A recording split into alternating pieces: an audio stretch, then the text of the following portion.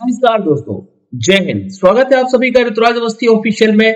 और दोस्तों, काफी इंपॉर्टेंट सेशन है आज का जो हम डिस्कशन करने वाले हैं। तो चलिए बढ़ते हैं आगे बिना समय गवाए। और अगर आपने अभी तक मुझे टेलीग्राम पर फॉलो नहीं किया है दोस्तों तो कर लीजिए। यहाँ पर आपको मेरे सारे सेशन के लिंक वगैरह अपडेट होते रहेंगे। आपको टेलीग्राम पर सर्च करना है Rituraj sir _official, Rituraj sir official. ठीक है, इसे आप जब ओपन करेंगे तो मेरा चैनल आ जाएगा, इसे जुड़ जाइएगा। यहाँ पर आपको मेरे सारे सेशन के लिंक वगैरह मिल जाएंगे। इसके अलावा आप लोग मुझे इंस्टाग्राम पर भी फॉलो कर सकते हैं। Rajya Sabha pass the women reservation bill unanimously. Rajya Sabha ने महिला आरक्षण विधेयक सर्वसम्मति से पारित कर दिया है। दोस्तों, काफी महत्वपूर्ण न्यूज है ये वीमेन रिजर्वेशन बिल। यह विधेयक लोकसभा और राज्य की विधानसभाओं में महिलाओं को 33% आरक्षण का रास्ता सुनिश्चित करेगा। आखिरी बार इसे साल 2010 में राज्यसभा में पास कराया गया था। हालांकि ये लोकसभा तक पिछली बार नहीं पहुंच सका था। आप सभी को पता है कि अभी संसद के विशेष सत्र के बीच यूनियन कैबिनेट की अहम बैठक में सरकार ने महिला आरक्षण विधेयक यानी वीमेन रिजर्वेशन बिल को मंजूरी दे दी है। और ये बिल लोकसभा और राज्य की विधानसभाओं में महिलाओं को 33% आरक्षण का रास्ता सुनिश्चित करेगा। ठीक है, यहाँ पर आपको याद रखना है कि ये मंजूर हो चुका है और ये 33% आरक्षण से जुड़ा हुआ है। महिला आरक्षण विधेयक को संविधान विधेयक 2008 भी कहा जाता है। इसे संविधान विधेयक 2008 के नाम से भी जाना जाता है। संविधान विधेयक 2008 इस नाम से भी इसे जाना जाता है। इस विधेयक के कानून बनने के बाद लोकसभा और राज्य की विधानसभाओं में महिलाओं के लिए 33% सीटें आरक्षित हो जाएंगी। 33% सीट्स। दोस्तों, ये काफी अहम पहल है क्योंकि लोकसभा और राज्य की विधानसभाओं में महिलाओं के लिए सभी सीटों में 1/3 सीटें आरक्षित करने का प्रावधान करने वाला ये विधेयक पिछले 27 सालों से अटका पड़ा है, जो अब जाकर के पास हुआ है, जिसके तहत लोकसभा और राज्य की विधानसभाओं में महिलाओं के लिए 33% आरक्षण किया जाना था। महिला आरक्षण विधेयक में लोकसभा और राज्य की विधानसभाओं में महिलाओं के लिए 33% सीटें आरक्षण करने का प्रावधान है। इसके अनुसार अनुसूचित जाति, अनुसूचित जनजाति के लिए आरक्षित सीटों की कुल संख्या में से 1/3 उन समूहों की महिलाओं के लिए आरक्षित होंगी। हर आम चुनाव के बाद आरक्षित सीटों को रोटेट किया जाना चाहिए। आरक्षित सीटें राज्य या केंद्र शासित प्रदेश के विभिन्न निर्वाचन क्षेत्रों में रोटेशन द्वारा आवंटित की जा सकती हैं। इस संशोधन अधिनियम के लागू होने के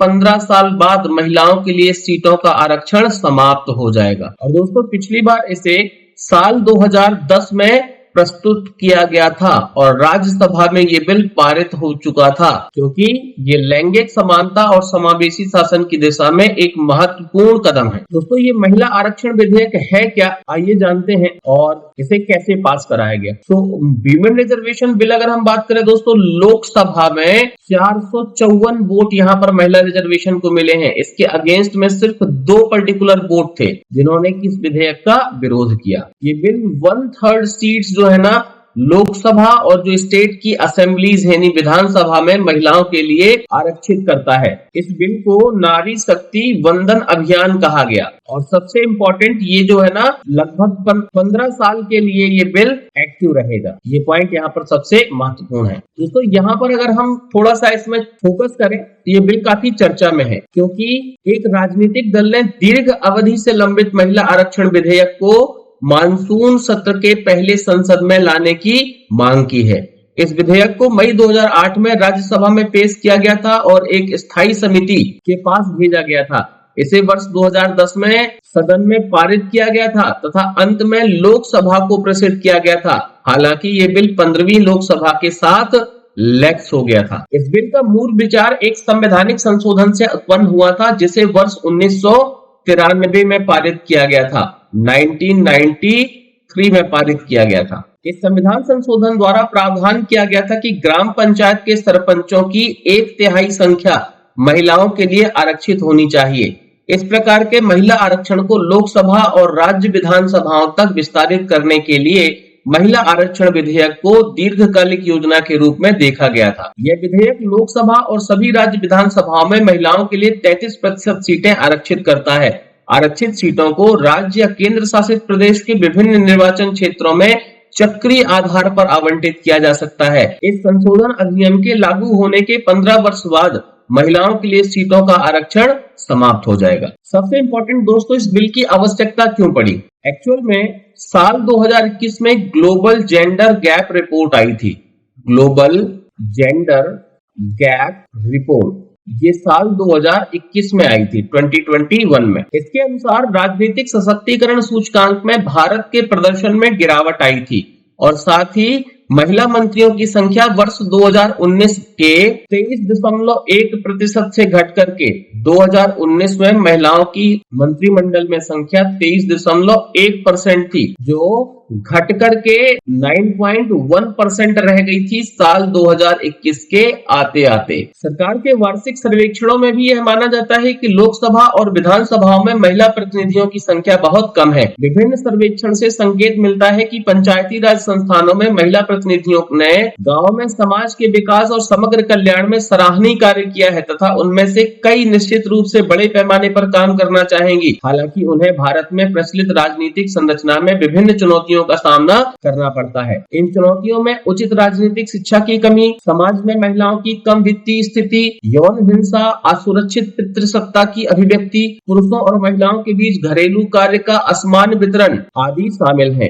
कई ग्रामीण इलाकों में पंचायत पति की अवधारणा यानी पंचायती राज संस्थाओं में महिलाओं को प्रॉक्सी के रूप में प्रयोग करना भी काफी प्रचलित है और इसका महत्व महिला राजनीतिक सशक्तिकरण की 3 मूलभूत सिद्धांतों पर आधारित है। पहला, महिलाओं और पुरुषों के बीच समानता। दूसरा, महिलाओं को उनकी क्षमता के रूप में पूर्ण विकास का अधिकार। महिलाओं के आत्म प्रतिनिधित्व और आत्मनिर्णय का अधिकार। ये तीनों पर्टिकुलर मूल सिद्धांत हैं जिन पर की महिला राजनीतिक सशक्तिकरण आधारित है। दोस्तों, राजनीतिक निर्णय प्रक्रिया में लैंगिक संबंधी एक महत्वपूर्ण अंतर विद्यमान है। ऐसे में किशोर लड़कियों को राष्ट्र निर्माण में योगदान करने के लिए प्रेरित करने हेतु महिला नेताओं को आगे आने की आवश्यकता है। अभी अगर हम देखें तो ये पर्टिकुलर बिल लोकसभा में और राज्यसभा में पारित हो चुका है। बस देखना है कि ये कब लागू होता है। ये काफी महत्वपूर्ण कदम है जो कि सरकार के द्वारा महिला सशक्तिकरण के लिए उठाया गया, जिसे नारी शक्ति वंदन अभियान से संबोधित किया गया। नारी शक्ति वंदन अभियान, ठीक है, याद रखिएगा। आई होप कि सेशन आपको अच्छा लगा होगा। वीडियो इन्फॉर्मेटिव लगा है तो लाइक करिएगा, दोस्तों के साथ शेयर करिएगा और ऋतुराज अवस्थी ऑफिशियल पर अगर आप नए हैं तो चैनल को सब्सक्राइब जरूर करिएगा। मिलते हैं अगले सेशन में। जय हिंद।